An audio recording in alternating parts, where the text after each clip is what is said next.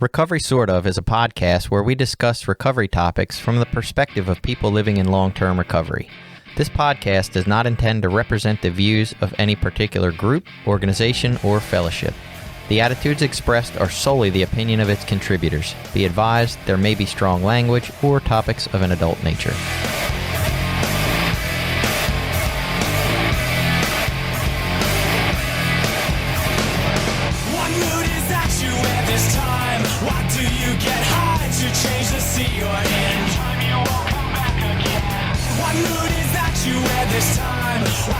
Hi, I'm Jason. I'm a guy in long-term recovery. And I'm Billy. I'm also a person in long-term recovery. And it's Recovery Sort Of. And I did that backwards this week. I hope y'all like that. So today we're going to talk about the war on drugs. But we're not just going to talk about the war on drugs. We're going to acknowledge this is Black History Month. And in Black History Month, generally we celebrate the contributions from the Black or minority or person of color community. And we wanted to kind of take that in a different direction and address people who are people of color who are doing things today, people who are addressing topics that matter to the minority community and contributing to the betterment of society now. And so we're going to have a couple of guests on, and we're going to talk about the history of the drug war and how it ties into race and racism. So we're going to have on Cassandra Frederique from Drug Policy Alliance. She is the executive director over there.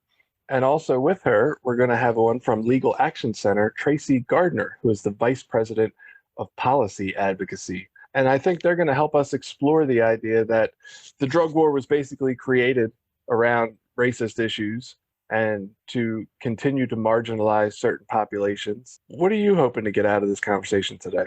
Just that, to talk about some of how these issues impact minority communities. I mean, we've seen it in poor communities in our rural area, but we're predominantly white. We have a very low minority community here. And you can see how those policies have affected, poor white communities, at least from my personal experience. But I've never directly lived in a minority community, so I don't know how some of these policies and things have affected those communities. And just to see some strong Black women leading the charge in the war on drugs. It should be the new war. It's the war on drugs. That's the fight we need to be having now. So it'd be great to talk to them.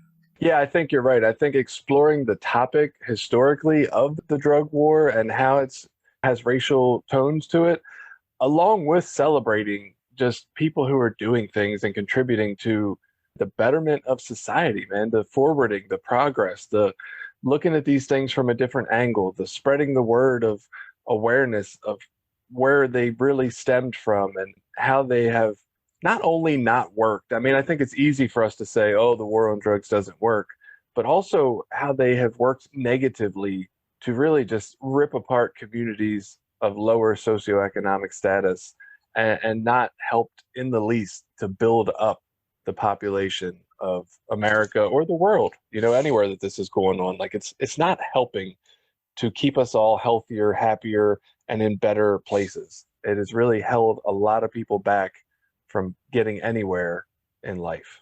Yeah, definitely. And there's a part of this too with identity. I think it helps communities. The way out of this is for us as people in the recovery movement, in this change movement, to get into our communities firsthand and help to lift them up. I mean, not that having some bureaucrats or some policy changes aren't a great thing. They're definitely needed, but it also takes, individuals getting directly into their local communities to help really push these grassroots movements to lift up our damaged communities. Awesome. So let's have them on now and we'll delve in.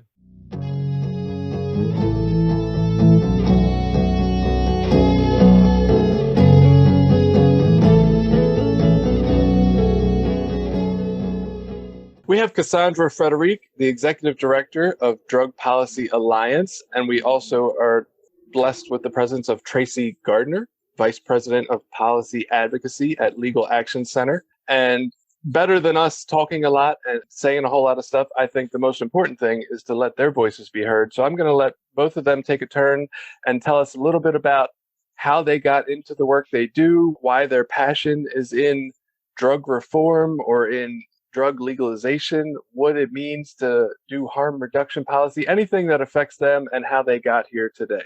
So, Cassandra, I work at Drug Policy Alliance and Drug Policy Action, or C4, and I'm the new executive director. I started in September 2020. I started as an intern at DPA in 2009. So I have been there for quite a bit.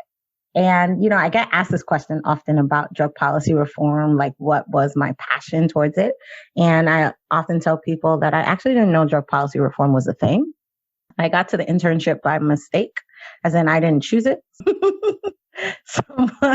I wanted to do something else in criminal justice. I was supposed to be an intern at a different New York City criminal justice organization. And there was an argument between Columbia and that organization. And then Columbia was like, cool, we're not giving you our student. And then they were like, see how messy I got real quickly? I got so messy so quick. That's and then I was like, they were like, you can pick between doing anti-racism workshops or you can work with Drug Policy Alliance. They just did Rockefeller drug law reform. And I was like, I wrote that paper in college like 5 times. I'll go there. And so I ended up at DPA. And honestly, I really was just trying to finish my internship. I didn't understand what they did at all. It's evident by the fact that I was applying for my job after graduation to work at ONDCP. And someone at DPA had to be like, girl, that's the opposite of what we're doing. And I was like, oh, I thought this would be good on my resume because you guys are like Drug Policy Alliance. This is Office of National Drug Control, like the same thing. And everybody was just like, wow, we got to start from the beginning with you. And I was just like, oh, but since I've read a bunch and learned more and have really seen drug policy as a praxis to reduce the harms associated with being Black in America. That is really what I care about.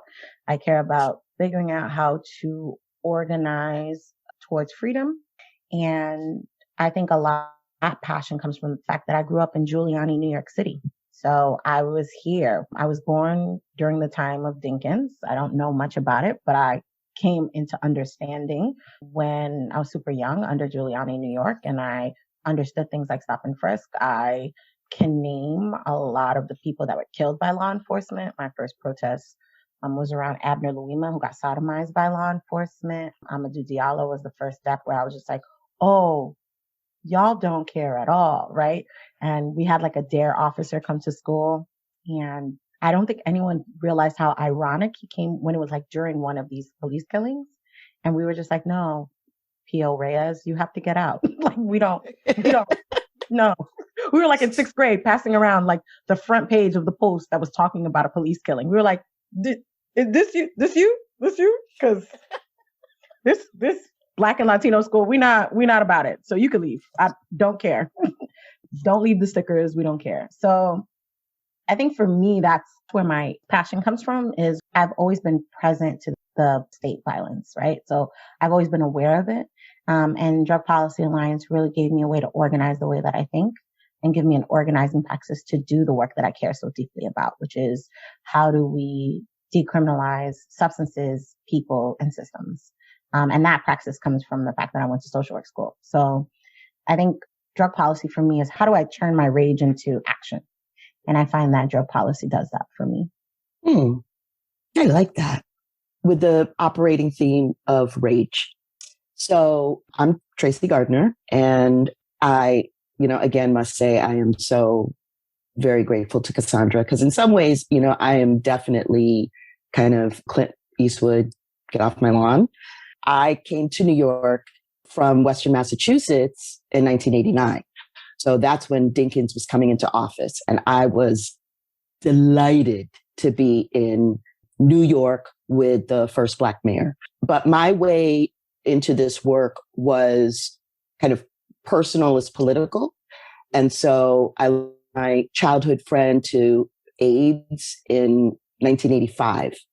And from that point on, we can call it galvanized, we can call it activated, but it was rage. And it was rage also about issues that people didn't want to talk about, primarily sex and drugs. So came to New York in 1989 to work with a community-based organization on HIV, organization in Harlem. The day that Magic Johnson announced that he was HIV positive, the whole community kind of exploded, and kind of the impact of HIV on Black people was, I knew it from my friend, but it just, it was a community issue. It was a equity issue. It was what we don't want to talk about. It was who do we value and not value. And in that time of HIV in Harlem, there was also a lot of talk about the best way to cure a junkie is death, And so I was working at an small organization that had compassion and knew the stigma around HIV, which was really stigma around sex and stigma around gay people, and the stigma around drug use and injection drug use and the association that people had with drug users really created so many problems for people who were affected by HIV. So HIV was kind of my racial justice lens, if you will, because everywhere that HIV appeared was where there was some broken system that was harming Black and Latino people. So HIV brought me to criminal justice because New York for a long time had the highest number of people with HIV in prison in the country. And the reasons for that had a lot to do with the HIV in communities where people were coming from. And people were coming from communities into prison and jail, from communities hard hit by laws like the Rockefeller drug laws. In many ways, Rockefeller drug laws fueled HIV infection in Black and brown communities because of what it did in terms of weakening communities. And that there were only like 5 or 6 communities around the state that were feeding something like 80% of the population of the state system, and never mind the jails. And so from criminal justice, with substance use issues being all the way in that, that's pretty much kind of informed my career since 89. I stumbled into Legal Action Center in 2000 because I knew their HIV work. And they had an attorney named Katie O'Neill who was just like the boss. And I just wanted to be around her, and I would have volunteered for the agency, but they had a state policy position open. And so that's where I went. And Legal Action Center worked a lot with Drug Policy Alliance in dismantling the Rockefeller drug laws. So that was definitely a big piece of my work at the time. An amazing attorney named Deborah Smalls was leading the Rockefeller work. And then from there, the focus on criminal justice for me, it became that we as a society had made these investments into, quote unquote, the carceral system, but it became a healthcare system. And one of the wake-up calls for me on that one was in looking at HIV infection rates among Black women and seeing that, when you looked at it map-wise, the overlay of admissions to prison and HIV infection in women was exact, like they were right on top of each other. And that had a lot to do with the fact that drug policy and other law enforcement interventions and actions were destabilizing communities and making communities more vulnerable to HIV infection, if for the sheer number of just removing or recycling Black men and women in and out of the community and the poor health of the correction system. So my work has always been about helping people understand the why of the what. And this was a big revelation for me to see the clear connection between correctional health and community health, and the fact that there are systems that perpetuate that. So fast forward a little bit, and we used to have this commercial on TV that was like, I'm not only the hair club president, I'm a client. For me, I got to learn firsthand the addiction treatment system because of my own struggles with substance use disorder. And this was in the early 2000s. And what I got was harsh family court involvement because I was in treatment and I had my children taken from me, because there was nothing worse than a Black woman who was using substances, including crack, and that everything was a nail and everything got a hammer. So that experience of both the family court system, the criminal legal system, and the addiction treatment system taught me how deeply embedded systemic racism was in these systems, and that there wasn't an interest at all in rehabilitation or corrections or treatment even. So that made a big impact on then how I moved in the work. Growing up professionally in HIV, I always knew, this notion of people who are closest to the problem are closest to the solution, and that the best policy is made when it involves people that it impacts. But since coming into recovery, being able to speak from my experience as a Black woman, as a woman involved in the quote unquote child protective system, as a woman involved in the treatment system, and having been through a number of different modalities of it, I can say that all of it needs to be thrown out. It just needs to be thrown into a bin and set on fire, and we need to start all over again. And that history will look back on how we treated people with a health issue with horror, because it's medieval. So I'll close by saying that right now, a lot of my work is focused on the opportunities of the new administration and the new Congress. And we're doing a lot of work on something called the Medicaid Re-Entry Act, which it allows Medicaid, which can't be used to pay for care for anybody who's incarcerated. But this act will allow for Medicaid to pay for care for people in the last 30 days of their incarceration or the first 30 days, because 80 to 90% of people come home from their incarceration experience. And where people in particular are at risk is as they're transitioning from the carceral system into the community. And it took the impact of the overdose opiate epidemic on white people to understand that the mortality of people who've used opiates when they're coming out of prison or jail is like 120 times worse than non-opiate drug use. And so that has fueled this act, which is great. But I can also say, having done this work for 30 years now, that this has been something that we've been trying to make happen in the advocacy world for decades. Medicaid law has been in place since 1965. And the recognition of the impact of denying Medicaid coverage to people because they're involved in the justice system is also what has us in trouble today, because the healthcare system is racist and you can't get the healthcare system to do anything unless you monetize it. So that's some of the work. I do some of the pointy head policy work, but my passion is this work like with the Black Harm Reduction Network and working with Cassandra. And there's a bunch of us kind of running around elevating this idea that almost everything in how this country is set up is based on chattel slavery and everything that grew out of that, every single element. And in the addiction treatment system and in the justice reform area, not acknowledging that means we're going to be at risk of repeating it.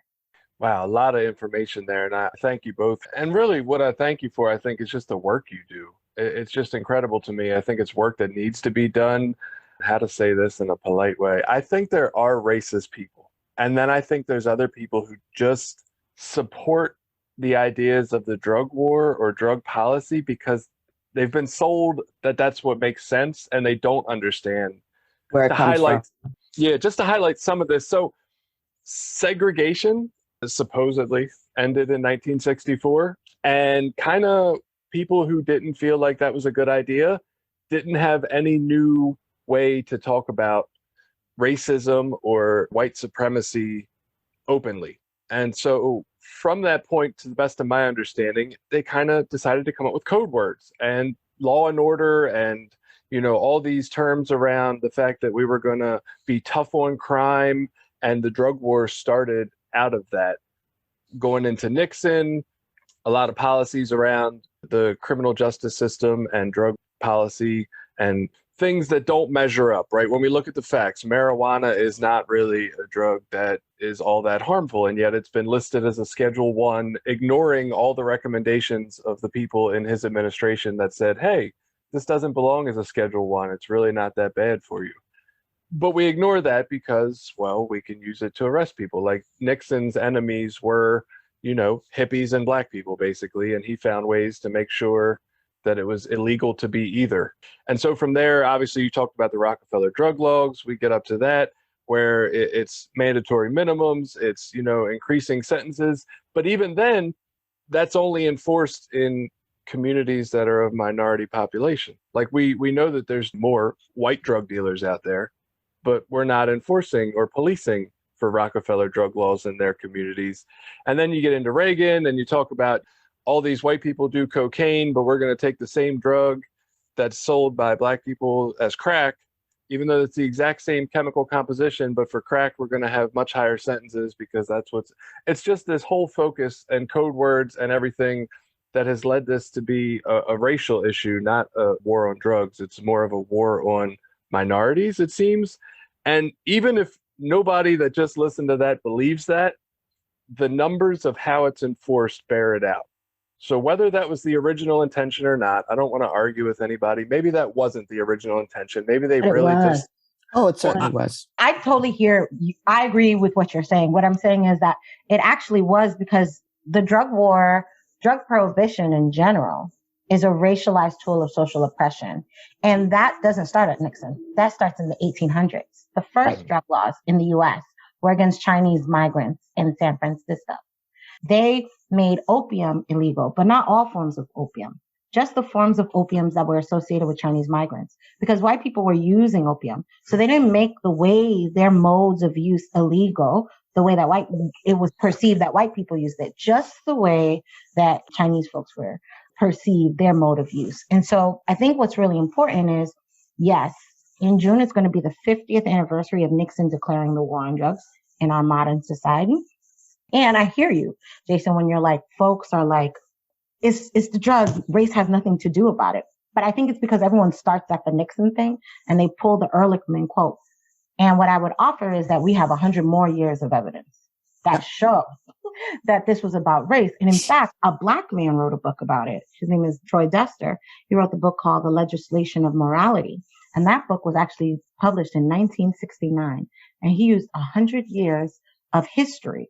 Now, remember what I just said. 1969, that book was published.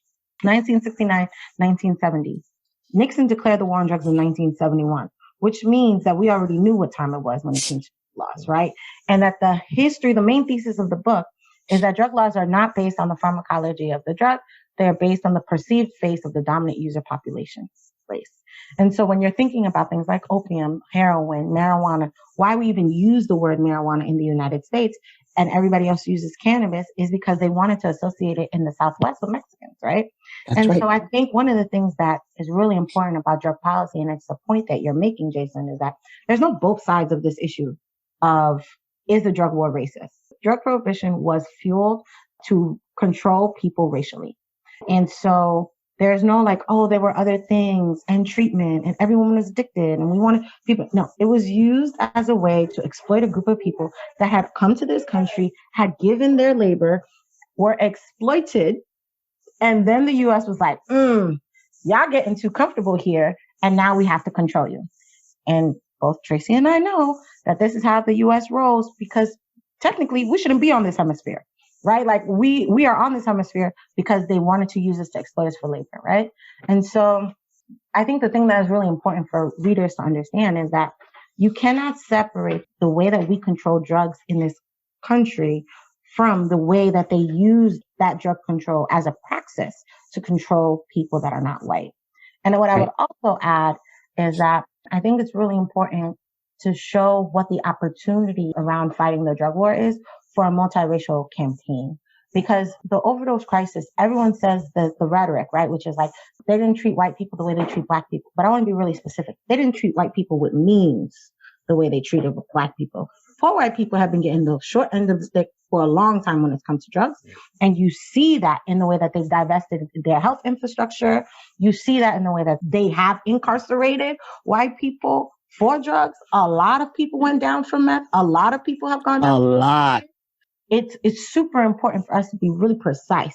It is white people with money that are not getting locked up, right? White people with insurance. But these poor white people, they're getting their ass handed to them because when you create a machine, it has to eat. And so therefore, the machine can go through the dark meat. But once the dark meat is done, they still got to eat their meat. So they will eat that white meat, right? And they have. And you see it across. Look at the states that are struggling with overdose, right? It's the West Virginias. It's the Kentuckys. It is states that did not do the Medicaid expansion, right? It's the states that don't have universal health care. It's the states that have economic depressions, right? Like this thing, it starts as a race thing, but that class thing is right there. And it shows up. And it's important because it's also about the historical context. And the only way we're actually going to win this is when we actually do, as the chairman, Fred Hampton says, like when we actually build that multiracial democracy where people actually see that like the people at the top are setting it up for us to be fighting against each other, fighting against the drug sellers. So you lock people out of the regular economy. So people get locked up for drugs, right? They come out. They can't get a job because their records are messed up. They can't do anything that has to do with these issues. We see it in the cannabis space. You got cannabis now legal. People that sold cannabis before can't get into the industry. Why? Records, no access to capital. They're not a safe bet for loans, business loans so it's like this whole thing, this thing was intentional. And I think that that's what's really important is that it was an intentional political tool of social oppression around race, around class, around gender, right? Around like nationality. The reason why they also targeted those Chinese migrants was because it was anti-immigrant. That was one of the first like anti-immigrant laws was drugs.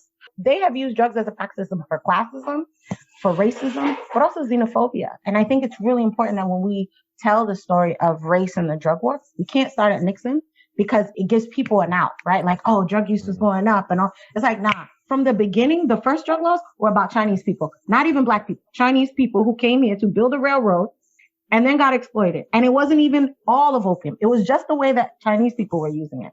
And it really is like focusing us to be like, there is no other way. Because I think the thing right now, especially in such a polarized time, is people are looking for other excuses. So they move away from race. And so that's why I bring the story to the 1880s, because I think like, what do you say there? What else was happening there where you can have this conversation? Why do we use the word marijuana, which happened in the 30s? Why don't we use cannabis, right? And then you can get to the 70s, because the 70s give us a whole lot of stuff to talk about. But that first 100 years, there's a whole book on it, right?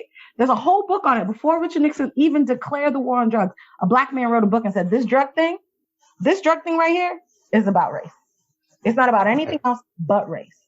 I think it's super important because I think people just have to make the decision. Like, I don't care if you think you're racist or not. You support racist policy, right? And so, like, that's really what it is. And you can't deny the historical roots. And you can say, like, I think that deterrence is a way for us to deal with addiction and blah, blah, blah, blah, blah. You can say that. You can have those opinions. We can argue back and forth on that. But what we can't argue on is the roots of the drug war were racist. That's absolutely it. Not to mention the fact that what I was saying earlier, the politics and the politics of capitalism that we don't speak about enough. Nixon actually was forward thinking in his approach to heroin addiction because the Vietnam vets were coming home with it. There was a whole commission set up to talk about how to get medications to Vietnam vets who were coming home addicted to opiates. And that brings in all of these more modern things that we now know that these men and women coming out of war situations are traumatized. The idea of using medications, using drugs to self-soothe, and that it wasn't until Nixon needed to gear up the presidential machinery for the run that he was encouraged to be more punitive. But he started out looking at this more therapeutically. And so I marvel at the fact that there's so much more information that's available now. A lot of it is not accurate, but a lot of it is, and much more information is available than was. So the excuse of not understanding what the roots are, right? We can fuel a whole, QAnon conspiracy about politicians eating babies and drinking blood, but we don't want to believe in the racist underpinnings of the history of this country and how othering is public policy. Othering, the ability to marginalize. Stigma is oppression. I always say that if you think about the word stigma, when you're using the word stigma, switch out stigma and just say oppression. And then it explains what it does, how it's used, what it ultimately is for, is to marginalize, to crush people, to keep them down, right? Fighting stigma is about fighting oppression. People don't want to acknowledge that who's doing the oppressing, the systems in which we have built these inequities around race and around class. And the point that Cassandra brings up about how much this country hates rural whites, that's been going on, right? That is kind of some of the underpinnings of even the Civil War. Really, this concentration of wealth and power among 2% of the population and the inequity that it spawns, and that we're fighting one another instead of addressing that. We would have no movement on the overdose epidemic if it didn't have an impact on the children of wealth. And that's what really got it happening. I worked for a politician whose name I'm not going to mention, and I know for a fact he was getting calls from donors whose children were struggling with drugs, whose children were engaging in criminal acts, and they were like, this cannot be for my children. We have to figure out a better way, a gentler way, a health approach. That conversation did not start in earnest until the children of wealth started being impacted. And I can't thank you enough for interjecting there and putting that out there. And I think this is the exact reason that Billy and I don't want to do this kind of podcast by ourselves. We want to have the experts on to please come help us get a better understanding as we go. We have some understanding, but the more we can hear it and the more we learn and the more viewpoints we get, the better we're going to understand this to continue the process of fighting it ourselves. That's right. And I love that it was framed from both of you as this isn't just minorities. This isn't just people of color. This is people who don't have means, because that makes a lot of sense. And it's much more inclusive, right? It feels like it's not so black versus white now. It's like, oh, hey, maybe we're all in this together and all kind of getting screwed over in this process. That's absolutely right.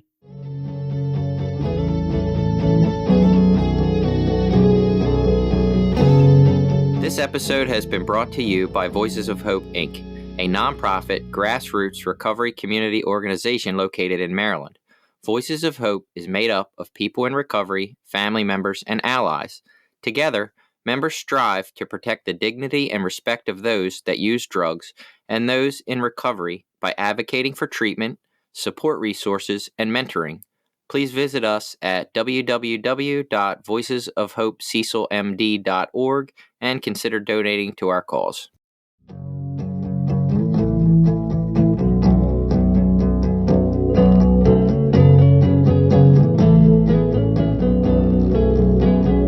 We're in a particularly rural area here in Maryland. It's a very low minority community. But like you said, we still see in the poor communities the same policies and the same effects on those communities, where there's single moms raising kids in poverty and continual perpetual cycle of the young men in and out of jail and incarcerated. And, it's easy for people to say, well, see, it's not racist, but it is definitely based in some racial policies and now into a class warfare thing. Right. And I think it is important for us to look for people that are our allies. So for us in our small community, when we can look I mean, just to get funding and stuff, look to some of the bigger cities like Baltimore City, find some allies down there in some of those communities to say, we need to fight to change some of these policies. They haven't worked for the past 100 years. You know, why do we keep doing this and harming the most vulnerable in our society? Like, it's sad. That's right. So let's talk about why that is so important. And even using Maryland as an example, states that have a combination of rural, quote unquote, conservative, predominantly white versus urban, suburban, where it's more mixed or it's more Black and brown communities. The lawmakers that perpetuate, it's not just about federal law, it's about the patchwork of state law that makes for some states to be able to do better and some states to be wallowing in misery because of mindsets, right? The rejection of quote unquote Obamacare and the Medicaid expansion is one of the most important examples of where talk about cutting off your nose to spite your face, because lawmakers were happy to deny their constituents broader health access so that they wouldn't give the win to the Black president, right?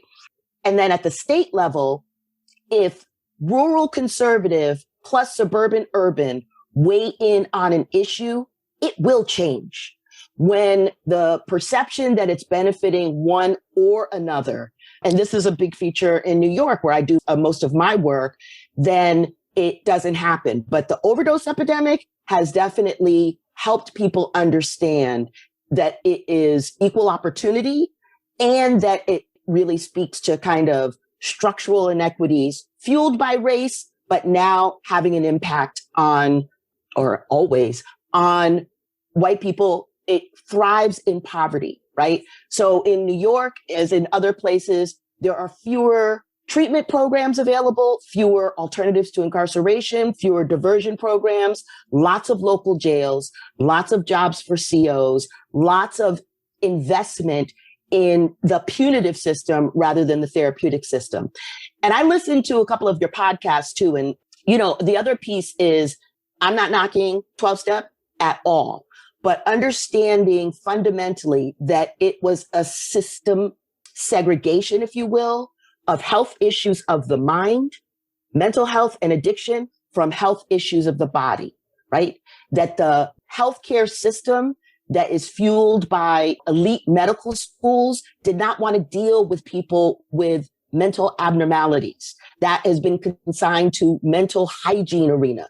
And what did those health issues get? They got mental institutions, they got jail. You know, we're still talking about trying to make medications available to people in jail. How about we give them in the community so they don't have to go to jail? In New York, a big discussion is being able to close Rikers Island. And the reality is we can't close Rikers Island because Rikers Island serves as a hospital. It serves as a healthcare provider for people with mental illness and people with addiction. And that reflects our investments. We didn't invest in the community. So the people who had those issues unaddressed ended up in the justice system and inside the jails and other correctional systems. And that is also now what's happening upstate. People are going to jail. Even as we're emptying the jails because of COVID, the people who are ending up in jail are the people with unaddressed, untreated mental illness and addiction.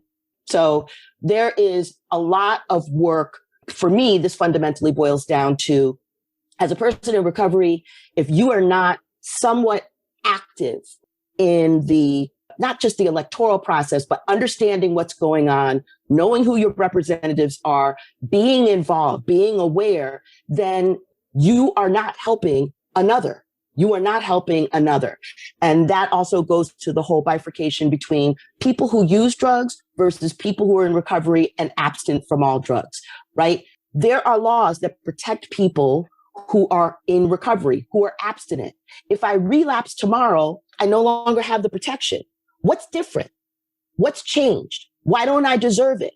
Because this hierarchy of who doesn't use, who uses, that it's full abstinence or gradations that we talk about as harm reduction. But what it does is it has created another caste system within the world of people who use drugs. The people who use drugs are the predominant. The people who have problematic drug use are the minority.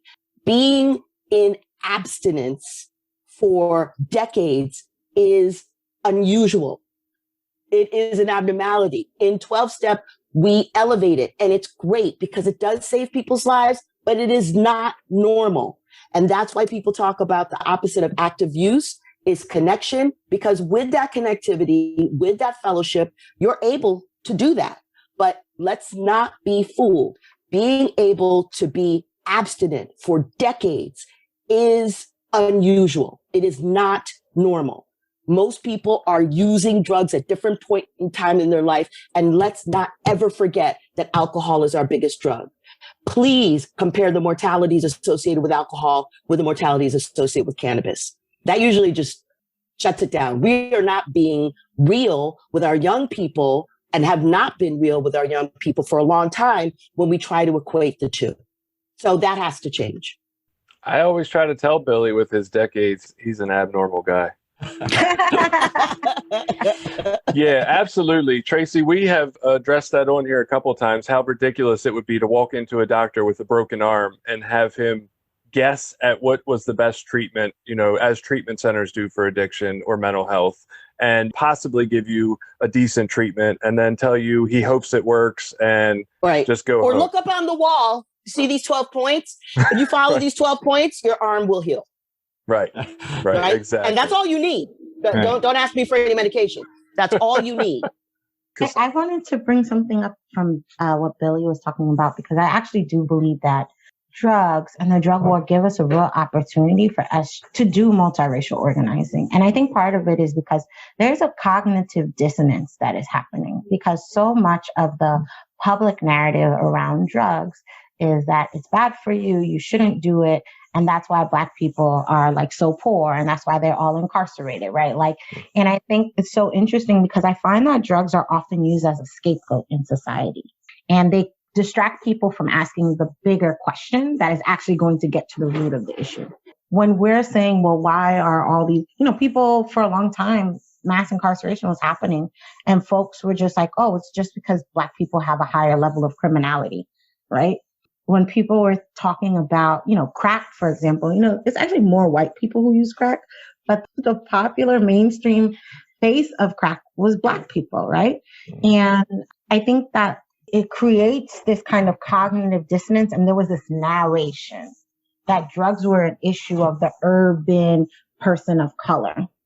And then the overdose crisis came. And the face of that crisis in mainstream media was this white person who was of means, right? Like the accidental addict, the cheerleader, the grandma, the football player, right? And I think the overdose crisis gives us this opportunity because everyone's trying to navigate, well, how did this happen? And so now all of a sudden the doctors are in, the doctors are the reason why we are all, and the doctors definitely have some responsibility for it. Then it's and then these big ass companies, the prescription people, they're terrible. They did this to us. And it was just or as the research shows, most of the people that are addicted to prescription drugs did not get those prescription drugs from their doctor. That's what the research bears out. The research bears out, sure. The doctors flooded the market. Sure, you can have that narrative. But the people that got addicted, based on the research, did not get those drugs from the doctor. Those drugs were for somebody else. So now what is the question, right? The question is not what were the doctors doing? The question is, why did you have pills that didn't belong to you? And what were you searching for in those pills? And what has society not given you that you needed to use those pills to deal with? That's right. That's the bigger question, right? And the thing is that white people are asking that question the same way that we should be asking that guy on the street that's using heroin, right? It's that conversation, what is missing for people? Because if the opposite of addiction is connection, then a lot of people are disconnected in this country. That's right. And where is that disconnection coming from? And in this moment of cognitive dissonance, if communities are asking each other, when did that disconnection start for you? If we could start having that conversation across and start pointing to what are the things that pulled us out of connection. That's I right. think that that's going to get us to a better understanding as opposed to let's block prescriptions, let's do all this stuff. Like that's the conversation. But because race is so weaponized in this country, you get things like Governor LePage in Maine, who says Jay Smooth and Ty Boogie are coming up to Maine and addicting our white daughters and impregnating them. And then they're leaving, right? Like that's what you're getting, right? And then you're getting people having to protect whiteness because now they have to find out an excuse as to why they have the same behaviors as that Black person on the corner. Like now you got to find excuses as to why you still are deserving of whiteness and preserving that power, right? And then that's when you bring in the doctors. That's when you bring in the big prescription companies. I'm not absolving them of what they did. But what I'm also saying is that there are a lot of people that got those same prescriptions that never got addicted. And majority of the people didn't get addicted, right? That's right. And so it's important for us to recognize that drugs are often used as a scapegoat to not ask the broader societal questions, and that there's an opportunity here for us to have a conversation across race to say, like, how is it messing us up? And here's the thing. We have been here before. Right. We were here before when we had indentured servitude, poor people coming from European companies who came here, right? And who were doing the labor like enslaved Africans.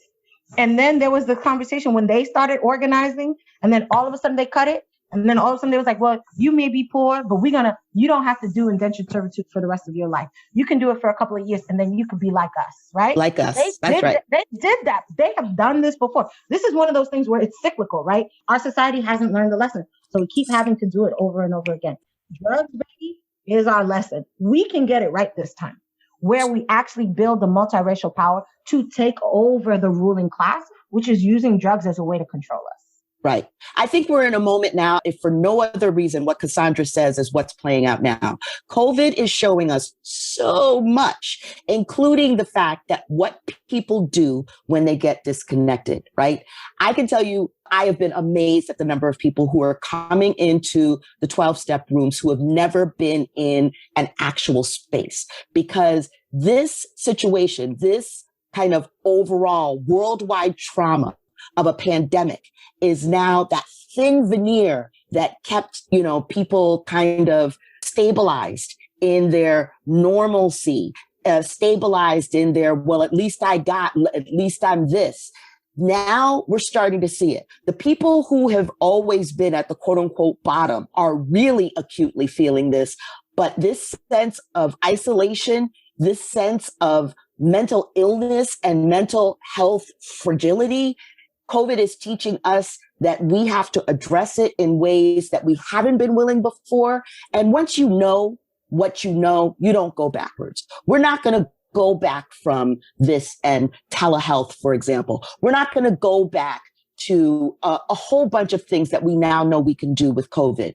This experience has definitely been the leveler. I think it has created insight into what it is for people who use drugs and alcohol problematically, what it is that the why, as Cassandra pointed out. We have to get to the why. We have to ask the why. In typical treatment programs, we don't ask the why. It's like, oh, well, it's because you're an addict. It's because you're an alcoholic. Well, why? Right? Yeah, it's genetic. Yeah, it's environmental. Yeah, it's family. But why do you self-soothe this way? And then why do we villainize the other ways that people self-soothe, whether it's coffee, cigarettes, the gym, you know what I mean? Like, we are creatures who self-soothe. That's what we do. And when it gets out of hand, there's an imbalance.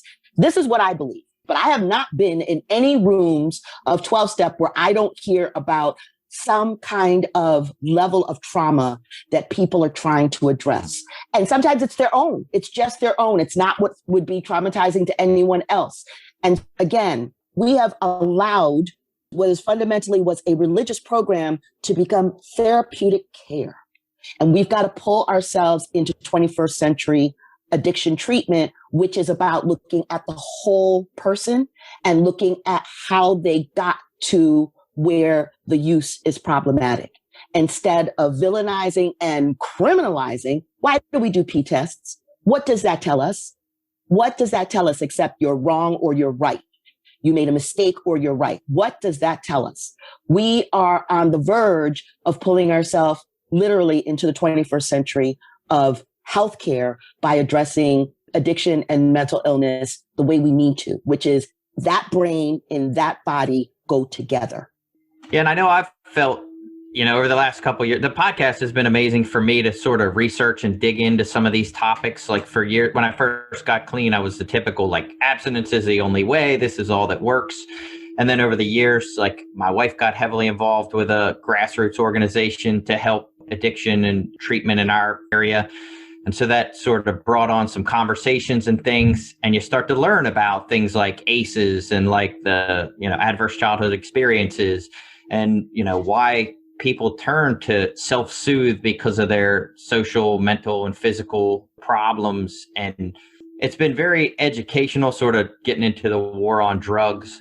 As we sort of move forward, like, what do you see as some of the, say, immediate policies, but some of the things we can be doing right now, like obviously changing some of these drug laws to stop locking up anyone that possesses marijuana? I think we're starting to see some of that. But what is, I guess for Cassandra more, what is your organization doing specifically now to try to change some of the policies to address some of those issues? So for DPA, we are all in on decriminalization. We believe that we need to decriminalize drug possession. And honestly, we're starting to have the conversation about sales because a lot of people are in that space because of the same reasons why people use drugs, right? And being a part of that market is a larger conversation about how people are able to provide for themselves. The other thing that we think is super important is that we need to decriminalize supports and systems. So a lot of these systems that we ask people to go to, but be it treatment, be it housing, be it employment, all these systems are still punishing people who use drugs. That's right. In order to gain access and to gain support. Our love comes with conditions. And I think that is really hard because some people can meet those conditions and then a lot of people can't. And then therefore we don't actually give people many alternatives. And so one of the things that we're doing, and we're getting a lot of flack for, we need to disrupt the relationship between treatment and the criminal justice system. It cannot be connected. Because here's the thing. When you connect treatment with the criminal justice system, the influence only works one way. The criminal justice system influences treatment. Treatment does not influence the law enforcement. And if it does, it's never at the same proportion. And my dear colleague, Denise Thomasine Joshi, she often says that. She was like, the influence works overwhelmingly one way. And, you see this, in Maryland, actually, I was in a fight with some folks in one of the newspapers because with COVID, the district attorney said, I'm no longer going to prosecute drug possession because I want to stem the flow into congregate spaces like jails and prisons. And you literally had a treatment facility get in the paper talking about we're losing money because we can't fill beds. And I'm like, why can't you fill beds without people forcing them to go in there? And then the question is, people who struggle with addiction don't want treatment. It's like, why aren't we asking the question, why isn't your treatment attractive to people who are struggling with addiction? Right? Like, why is it we automatically point at the individual and not look at why the system is not set up to meet the needs, that is not responsive to different people, right? It was interesting because people were going back and forth. And I was like, I'm not fighting with y'all. If your main revenue stream is from the criminal legal system, we can't play this game, right? And I'm a social worker and I get in trouble with that because, in the summer when everyone was talking about defund the police, we just need more police officers in the police station. I was like, absolutely not. That is not our role. I mean, like the cognitive dissonance, but also the mixed messaging we give people. Like my friend who works in DV, she's like, love is not supposed to hurt. And I'm like, okay, so in DV situations, we say love is not supposed to hurt, but in the treatment facilities, we say love hurts. In the housing, we say love hurts. No, we have to decide. Our love is not supposed to hurt, right? And if we want to support people and a system that is set up, giving money to support people, is not supposed to love people with conditions. I'm not your mama. Me, I can have conditions. If I have a loved one who's struggling, I could be like, I can support you up to here. After here, I have to protect my energy and you have to figure something else out because we can't have a navigation. But a system that is set up to supposed to help you, they need to figure it out. And I think that for us at DPA, we are saying like, no. Because before we just be like, treatment instead of incarceration. And then it turns out treatment is bunk. So now we're like, what is it? Okay, let's talk about treatment. You try to push us And we trying to say, cool, I'm abolitionist. So I'm like, tear the thing down, build something new, right?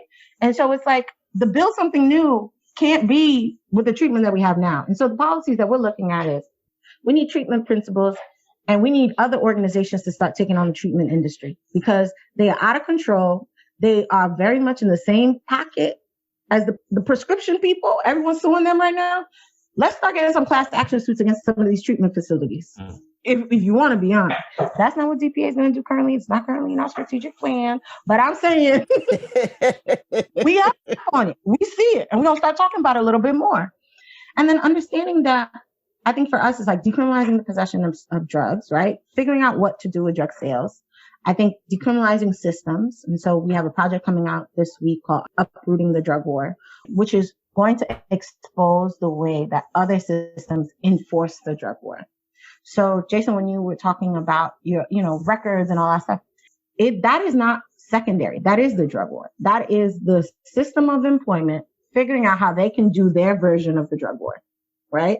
And so you don't need to pee in a cup to fold some t-shirts at Walmart. It don't make sense. What are we doing? Why are we here? doing this? Why are we doing it? We're not asking these guys on Wall Street to pee in a cup while they play with imaginary money and rob our economy. Are they doing that? No. So it's like and that's another thing of the class and the race, you know what I'm saying? So it's that. And then it's also, it doesn't make sense for DPA to be like, all right, we're going to decriminalize people. We're going to decriminalize people who use drugs. But a lot of times people who use drugs are also homeless. They're also involved in sex work. So it's like, okay, so we did our part. You're not going to be decriminalized for drugs no more. But you just going to get popped for homelessness. You're on your own for the rest. You can just get popped, So while we're not going to work on those issues, we're going to work with those movements because we want our people to be decriminalized at all systems, right? And that shouldn't be predicated based on how organized the movement is. And it shouldn't be predicated about how resourced the movement is, right? People resource the drug world because, frankly, white people want access to their drugs.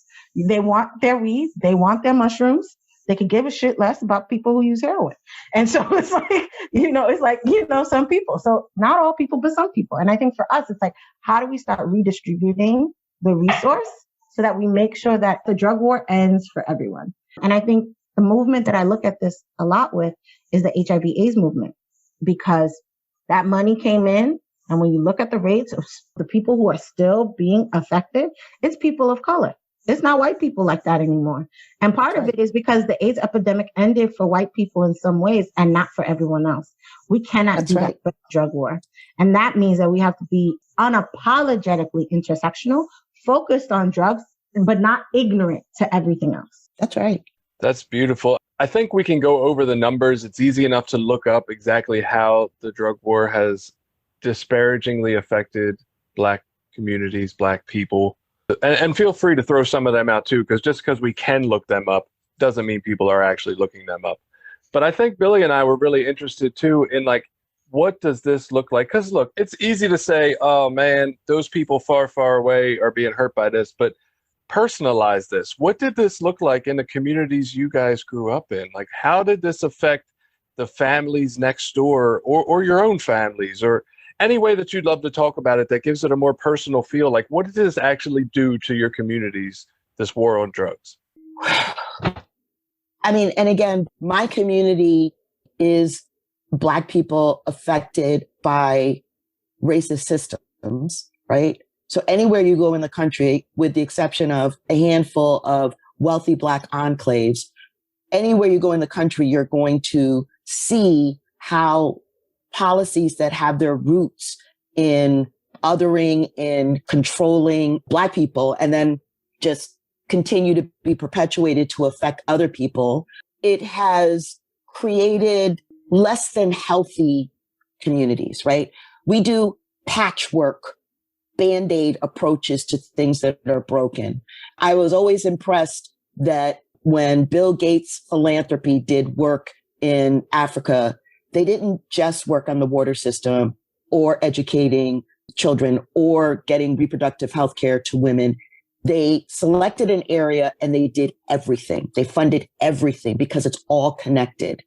And so where I have seen that has had an impact is that we Band-Aid the core health structures And I don't mean just healthcare structures, but the structures that influence health in communities, whether we're talking about food deserts, whether we're talking about not enough federally qualified health centers, whether we're talking about not enough Black and brown healthcare providers, which is a big issue. For us, and for me, my war is with the healthcare system, right? The healthcare system has a role in the drug war by criminalizing health issues, criminalized mental illness, it criminalized addiction, and threw it away. So my work until I die is to get the healthcare system's neck in my fist and drag it to the people it should have been addressing all along. You talk about segregation, and segregation and racism in healthcare has contributed to so many deaths. What we're seeing now in COVID is the legacy of racism in healthcare, right? And so that is the work. Part of it is incentive, but the other part of it needs to be to drag them kicking and screaming into caring for the people that they need to care for. And I am heartened that there's a generation of healthcare providers, a generation of doctors and nurses who get the social construct. They get the social justice element of their work. They are getting it in medical school. They are seeing the discrepancy and how we treat medications for people with addictions very differently. Why is methadone regulated by a criminal justice agency? Right? Like, never mind what the whole 12-step attitude is about methadone. Methadone is a medication. Why do we have judges able to tell people when they can get on or off of methadone or buprenorphine? That's the work that I look at, which is that it needs to be a holistic approach. And as Cassandra mentioned too, there are other systems that are perpetuating the drug war. What the child protective system has done to families that have a drug problem, particularly mothers. What happened to families where parents were struggling with meth? It's the same thing they did with crack. It's the same thing. And then they don't care about how those children are impacted by the way the parents were addressed. So that is a bit of work, not a bit, it's a big piece of work that we also have to address, where the state in protecting the children actually does more harm to the children by not supporting the family, by not supporting the parents who are struggling, by criminalizing them. Because it certainly did not help my treatment to take me away from my children. And the cases where children get hurt by parents who are either quote unquote neglectful or who abuse children are the exception. We shouldn't have whole policies based on those exceptions. So for me personally, my children are adults. We have been able to thrive and have a whole family life that systems tried to destroy. And partly that's because I was employed and I was able to pay for the care that I should have gotten through these systems that were ostensibly trying to protect my children and trying to heal me. I had insurance, and that is very unusual. But what of the other Black women with children in these systems? They don't fare as well as I do. And I am aware of that discrepancy, and I will fight to eliminate that discrepancy until I die. And we had a direct family incident. We had a family member. She suffered an overdose and was Narcan. And her first phone call was to my wife to see what she should do versus calling like a healthcare person, because she was scared that if she called the doctors or the paramedics or 911, they'd come in and want to take her kids away. That's right. It's like sad that she's got to weigh all that out in the midst of a health crisis. You have to weigh out that the state's going to come in and take your children away. And what does that say? And what does that say? That you literally are brought back to life. And your first thought is, how can I protect my family? Not how can I get myself more help?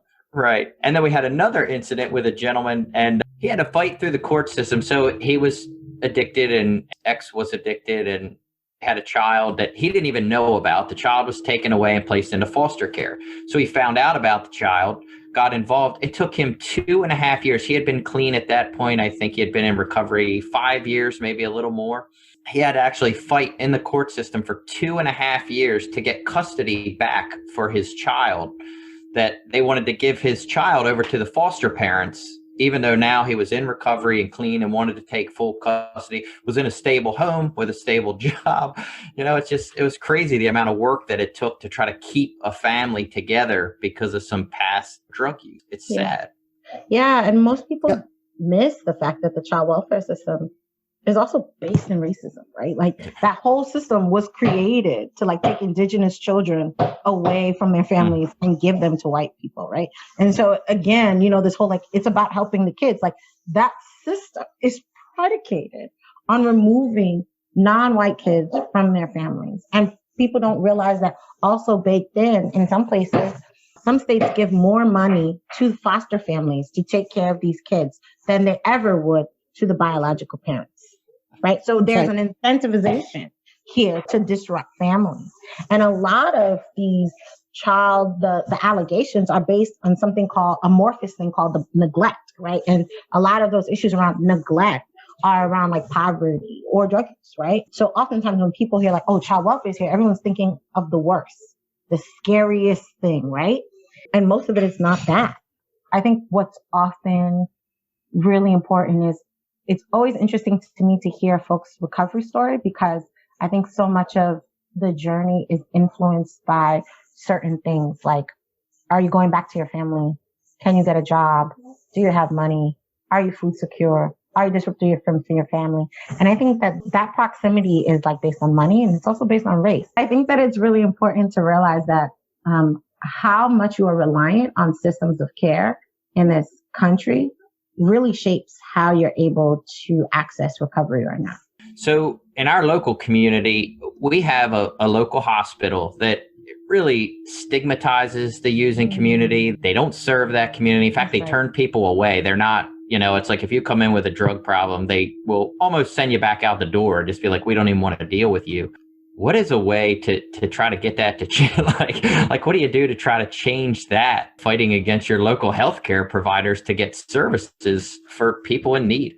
They've taken on at their organization a wound care nurse that will go out into the poor communities, and he's a volunteer. It's not something that the local hospital wants to do. It's a local volunteer that wants to go out into these communities because they're tired of being treated like shit by the hospital or being shamed and treated like they're second-class citizens. They got to get services from a guy in a van. It's sad. And what can be done to change that? One of the immediate things that I'm thinking about is build around that person, build around people that want to be in the medical profession, that have an interest in supporting it, have that person teach other people how to do wound care.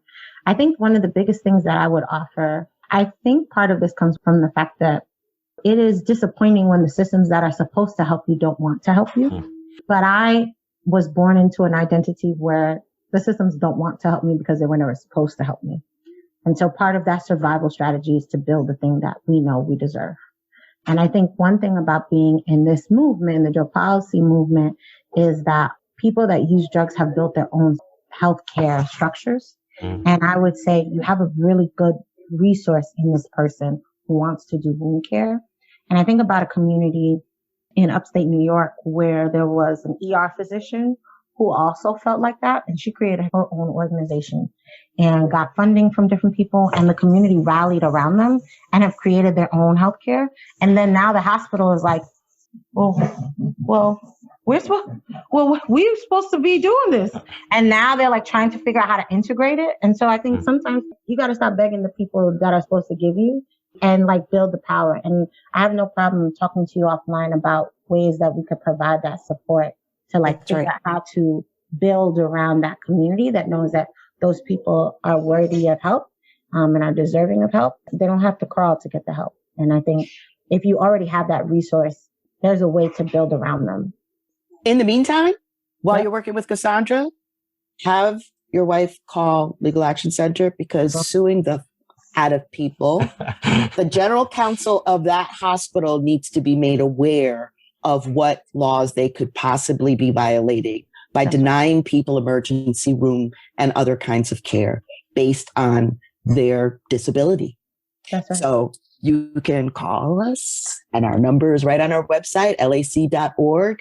There is a lot that's happening around acknowledging addiction as a health issue. And it's one of the strategies for dragging people into doing what they're supposed to do.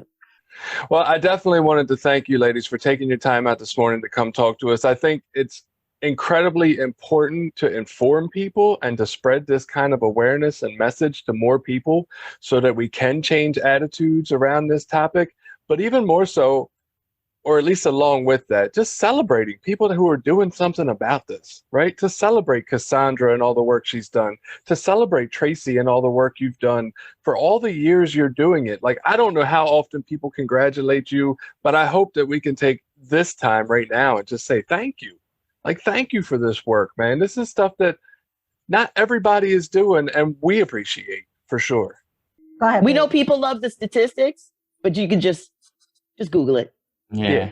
We'll And you guys throw are it. standing up for people that, and again, in our community, like, people do have the attitude of, like, drug addicts, you know, they don't matter. They don't lock them up and who cares and let them die. And you got to really fight back against that, you know, for people that sometimes don't even care about themselves. You know, they're right. living in harming themselves, and they don't realize that it takes that love and connection of a community to lift them up out of that. That's right. Right. So it is beautiful, and it's thankless work. You know, I know my wife's involved in it. The one thing I did want to say, because Jason, I know you said thank you. I do want to thank Tracy, because I think that I came into this space when so much had already been done and there was a desire for change and a difference. I think people have been really beaten down and realized that what was happening wasn't working. And so it's easy to come in when everyone's already like, well, shit, we'll try anything, you know? And then I'm like, all right, cool, let's do all these things, right? It's more difficult to do it when nobody knows better, or the people that do know better still don't want to do better, and for people to stick around. So Tracy's been in this space for a very long time, and a lot of people left and Tracy didn't. And she has been saying the same thing for a very long time. And yes, she's been learning, and everyone learns. And I'm sure she knows way more now than when she did in 1989. But she stuck with it and she stayed in the space. And it's like her work that made it possible for me to come through, right? Like, I stumbled on different things than Tracy did because Tracy stumbled already and was able to guide. I think the drug policy movement had a lot of like Black women that came in and like did amazing work and then were pushed out. And Tracy's one of the few that got to like, you know, just keep pushing, and then was nice when she met me when I was super young. And that often, sometimes that doesn't happen. Like, That's true. helps you That's true. practice. And no, she didn't always have nice Black women working with her, right? And she did different. And so I just wanted to acknowledge that and thank Tracy about just sticking it through and like doing it, and not just talking about like, there are multiple reasons why Tracy could have stopped based on like institutional racism in our movement. And she did it, and she keeps doing the work, and she does it brilliantly. And it's why she's like the national coordinator of the Black Harm Reduction Group for us, because she understands what it means to build systems and like how to navigate. And it's been really dope. And I'm glad you said yes to coming on. All I would say is that idea of being the phrase, I'm my ancestors' wildest dreams. That's Cassandra. It's like, why do the work unless you know and have to believe that a Cassandra is coming? And that's what made it all worth it. It's just like, I'm standing on shoulders, and I want to be shoulders for someone else to stand on. And for the dynamism that Cassandra brings to this work, it just made all of the ass kickings from before completely worth it. Completely. It is a joy to see her. And we appreciate this podcast because for me, it's a whole new world of getting the word out, if you will. And I'm sure you're reaching people that hundreds and thousands of philanthropy dollars would not have been able to enable this kind of connection. The gratitude is for you too as well. Whatever reasons you had, and I'm sure they were great for starting this. And I'm sure you've saved more than a couple of lives just by doing this podcast. I know it. Thank you. Well, Yeah. Okay. You're both Thanks, amazing. guys. Thanks again. Thank you so Appreciate much. it so much. Take care. Thank you.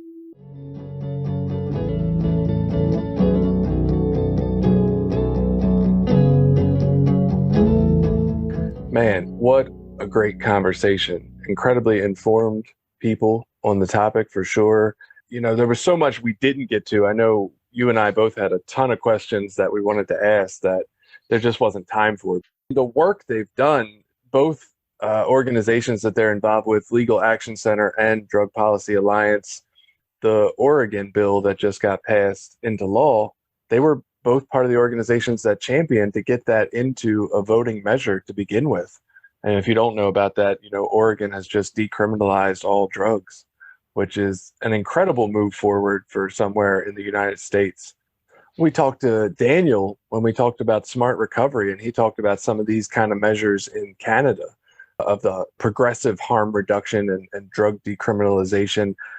And I thought at the time, yeah, that'll never happen anywhere here. Right? But I mean, here we are. And these two ladies were part of the process. The fact that it passed and is now law. And now, even if it doesn't take off immediately everywhere else, we're at least going to start to see the research and the statistics on how it works out and if it's a better policy and what comes out of that. Okay, we decriminalized it. Well, now we're going to realize all these other needs that we have to put in place of decriminalization. Like, well, now we need to address this from a healthcare angle, kind of like Tracy was talking about, included in the healthcare model. And how do we do that? What's the best practices? Yeah, and I think the more conversations we have with different people involved in the recovery movement, the more I come to understand, again, as Tracy said, this is like we really need a holistic approach. Decriminalization is a great first step, but just decriminalizing drugs is not going to fix the addiction problem. In fact, it might even in the immediate aftermath make it a little worse. But we're going to need to make sure that the resources are there for recovery, how we get people connected back to their communities, how we get them connected to a bigger society. And I think that starts with the decriminalization part. Stop shaming people for using, stop putting them down. But yeah, the conversation with that subject alone could be a topic of its whole own podcast. I know. We definitely want to talk about that. And maybe we can get somebody, if not them, somebody from their organizations that would like to come on and talk about just the research of different places that have decriminalized or legalized and what that bears out statistically down the line. I would love to know more facts about it because I've done a little research and it's like enough to make me think that that's definitely the way to go. But I would love to be more informed about it so that I can better tell everybody how wrong they are when they want to do law and order. Yeah, but I love conversations centered around recovery and changes and going forward and how we start to address this. And I really did appreciate, both those ladies coming on and spending their Sunday morning with us. I mean, it's so much fun. You could tell they had passion for their work. And, that's what it takes to really make a mark, to make a difference in this, I don't know what you want to call it, entrenched bad policies of the last 100 years. Right. And, look, I mean, ultimately, my hope and goal for life is to have less people who struggle with problematic substance use disorder die or struggle or have really bad outcomes, right? I want better outcomes and things that work. And while I love the 12-step community, while I love some of the harm reduction methods we've come up with, I still don't think we're to the point where we really have good solutions that have high success rates, right? Like I still think most of what we do is failing or not working well enough. And so I think it takes these outside the box ideas to like move us towards something that works better, something that gives more positive outcomes for more people. I don't think we're getting there, like you said, in the direction we've been going. All right. So definitely, if you guys get the chance, you can go to Legal Action Center's website, that's lac.org, and check them out. They've got a whole slew of information. If you were interested in learning more about policy reform or any of the subjects that Tracy touched on, they've got a bunch of it. As for Cassandra's organization, Drug Policy Alliance, they are located on the web at drugpolicy.org. And they have some really interesting stuff you can definitely check out. They have just a little, if you like the history of drug policy in a short blurb, they got S. Carter, good old Jay-Z, narrating a 4-minute video that I enjoyed, and you said you enjoyed it as well. Yeah, and the artistry on it was incredible. I know we mentioned Jay-Z because he's a name drop, but like the person who did the artistry on it was the animation phenomenal. Yeah, and just there's such a wealth of information that I think we don't take the time to look into. Like, did I know that the drug war had negative outcomes towards minority communities? Yeah, I knew that already. But did I ever look it up to see exactly how bad it was? Not before I needed to research for this, right? So there's sites out there where this information is easily digestible and easy to understand and in short blurbs because they know our attention span isn't that long.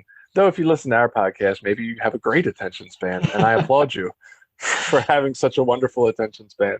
But these sites are places to go if you're interested in being involved. Like both of the ladies mentioned, it takes us getting involved, and I think you just said that recently. It takes these grassroots movements. It takes us all getting educated and pressuring, the politicians that we elect.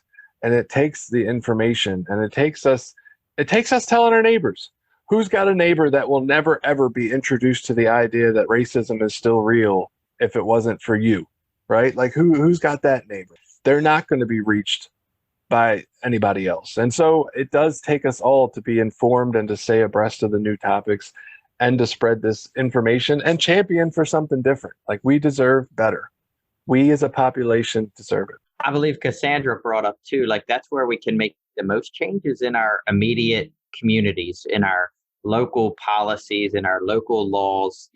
We begin changes there, and hopefully they build momentum. It's really hard to change national policy. It's not quite as hard to change some of our local policies. Yeah, I mean, we see that with marijuana still being listed as a Schedule 1 narcotic, and yet it's legal in a bunch of states at this point. 15 and the district, I believe, is the current number. So it's like, yeah, we can affect our local policy quicker, at least. I don't know if we can affect it more, but we can definitely affect it quicker. So any other thoughts about drug policy today? No, I think I'm good. Again, I could talk about it for hours, but I will rest on what we've talked about so far. Awesome. So I hope everybody enjoyed this, and we will see you next week. Share this podcast with people in your life who might enjoy it. Check out recoverysortof.com to find our episodes and link up with us on Facebook, Twitter, and Instagram. We're always looking for new and interesting ideas for topics, sort of. If you have any ideas for episodes or think you have something to come on and talk about, reach out to us.